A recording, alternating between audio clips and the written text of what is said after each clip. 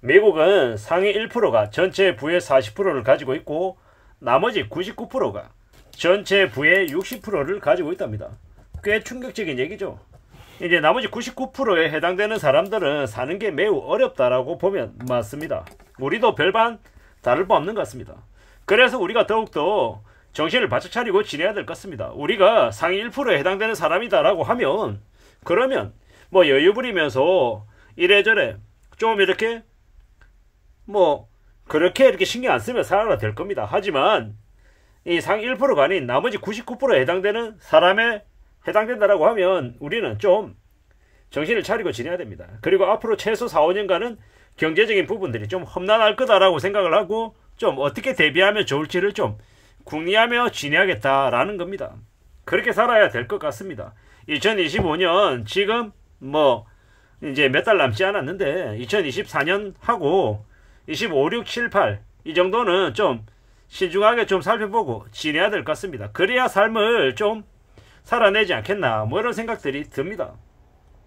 앞으로 부동산을 사고 팔아서 쉽게 돈을 벌 거라는 기대는 안 하는 게 좋겠습니다. 특히나 지금은 집값이 꼭지점에 있기 때문에 그런 생각 자체를 아예 버리는 게 좋습니다. 빚을 5억, 7억 빚내가지고 이렇게 자기 돈하고 보태가지고 연끌해가지고 집을 산다. 이런 건 매우 좀 어리석은 행동이다 라고 생각합니다. 그런 생각은 안 하는 게 좋겠다라고 말씀을 좀 드립니다. 왜 그런 말씀을 드릴까요? 실제로 우리가 뭐 쉽고 편하게 괜찮게 뭔가 돈을 벌 수 있을 거라고 생각하는 게 생각처럼 안 되는 경우가 많기 때문입니다. 지금은요 너무 많은 사람들이 다 자기는 싸게 사서 비싸게 팔아먹겠다라고 다들 그렇게 생각하는데 그렇게 받아줄 호구가 잘 없다라는 겁니다. 욕심하고 욕망만 가득 차 있다 보니까 이제 남들이 비슷하게 생각하는 걸 잘 못 보는 거죠. 잘 생각해 볼 필요가 있습니다. 지금은요 나라에 기대서도 안 되고 회사에 기대서도 안 되고 다른 누군가에게 기대는 이런 생각 자체는 안 하는 게 좋겠다. 그리고 스스로 어떻게 좀 앞으로의 현실을 대비할지를 궁리하는 게 좋겠다라고 말씀을 드립니다. 그렇게 스스로 자립해서 살아갈 수 있는 그런 능력들, 그런 마음가짐과 태도를 갖추면 나중에 좀 삶이 좀 괜찮을 때, 여유로울 때 그때는 좀 더 남들보다 더 삶이 안정적일 수 있다라는 겁니다. 우리가 뭐 정년이 보장된 회사에 다닌다라고 하면 뭐 정년까지 월급 걱정 없이 쭉 다니면 됩니다만은 그럴 수 있는 사람도 생각보다 많지 않습니다. 대부분의 사람들은 정년까지 다니지 못하고 중도 퇴사해야 되고 그 다음에 뭘 먹고 살아야 될지 고민하는 이들이 태반이더라는 겁니다. 저도 마찬가지고요. 그래서 더욱더 염려하고 나중을 위한 생각들을 좀 하며 살아야 되겠습니다.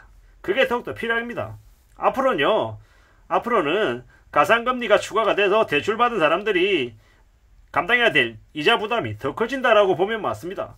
5억 대출했는데 원리금 상환으로 300만원, 350만원 뭐 이렇게 상환하며 살려고 하면 미칠 겁니다. 벌써부터 일부 원금 상환 요구를 받아가지고 삶이 힘들다라고 얘기하는 사람들이 있답니다. 2024년 8월인데요. 대략 한 1년쯤 지나면 그 이제 충격이 훨씬 더 가소가 될 거다라고 보면 맞죠. 2024년 9월달에 스트레스 DSR 2차 시행, 2025년 7월 1일부터 3차 시행입니다. 2차 시행 때 0.75% 가상금리, 3차 시행 때 1.5% 가상금리가 부과가 됩니다. 고작 1.5% 가지고 뭘 그러냐 뭐 이렇게 생각하는 사람도 있겠지만 실제로 빚낸 사람들이 그걸 이제 감당하기란 꽤나 어렵다라는 겁니다. 이때까지는 환상 심어주고 계속 이자를 올려서 금융권들이 이자 장사를 하겠다라고 이제 수작실을 벌린 겁니다. 빚내 가지고 집에 투기한 사람들은 망할 수밖에 없다라고 생각하면 맞겠습니다. 앞으로 우리네 삶이 더 빡빡하고 더 힘들고 더 어렵다라고 생각하면 맞겠습니다. 정년이 없는 일이 없잖아요. 내가 끝내냐, 타인에 의해서 끝맺혀지냐 뭐 이게 있을 뿐인 거고 보통의 직장인들은 대개 직장 생활을 이제 끝맺음할 시기가 온다라는 겁니다. 안정적이지 못하다라는 거죠. 그리고 오프라인 가게의 90%가 폐업의 공포 속에 지내고 있습니다. 오프라인에서 가게 차리고 난 이후에 10%만 생존하는 거고 그 10% 중에서도 한 2, 3% 안에 들어가야 그래야 이제 직장인보다 뭐 2배, 3배 그 이상 번다 이렇게 얘기할 수 있는 겁니다. 참 쉽지 않은 얘기죠. 우리는 좀 매력적인 삶을 살고 싶고 요일에 상관없이 자유롭게 가족들하고 여행도 떠나고 뭐 좀 뭡니까? 구속받지 않는 삶을 살고 싶어 합니다. 하지만 쉬운 얘기가 아니죠. 퇴사하고 난 이후, 퇴직하고 난 이후의 삶에 대해서 미리미리 준비하고 갖춰놓고 대비하면 뭐 그게 가능할지도 모릅니다만은 회사라고 하는 곳에서 그렇게 여유롭게 시간을 주진 않는다라는 거. 회사에서는 온갖 에너지와 모든 걸 다 쏟아야지 일을 쳐낼 수 있을 만큼 되게 빡빡하고 되게 힘들게 만든다라는 것도 잊지 말아야 됩니다. 그러는 와중에 정말 나의 시간을 확보해가지고 내가 나의 미래를 위해서 준비를 한다? 이 엄청나게 대단한 일이다라는 겁니다. 그 대단한 일을 하며 살아야 되는데 쉽지 않더라는 거. 그리고 그러한 것들을 갖춰 나가기 위해서 우리는 정말로 마음을 굳게 먹고 준비하고 대비하며 살아가겠다라는 겁니다. 뭐든지 우리는 직장생활의 끝이다라는 걸 생각하고 언제든 밀려날 수 있고 언제든 2단계를 준비해야 된다는 거. 그렇기 때문에 어떻게 해야 된다? 남들이 넘볼 수 없는 나만의 일가를 이루겠다라는 각오로 준비하고 대비하고 만들어야 되겠다라는 겁니다. 그런 각오가 지금 필요한 것 같습니다.